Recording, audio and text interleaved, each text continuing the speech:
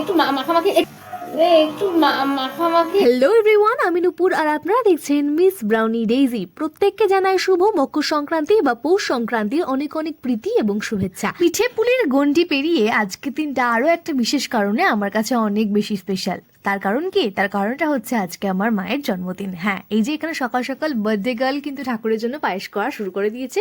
এখানে পাটি সাপটা রেডি হয়ে গেছে। Happy birthday to you.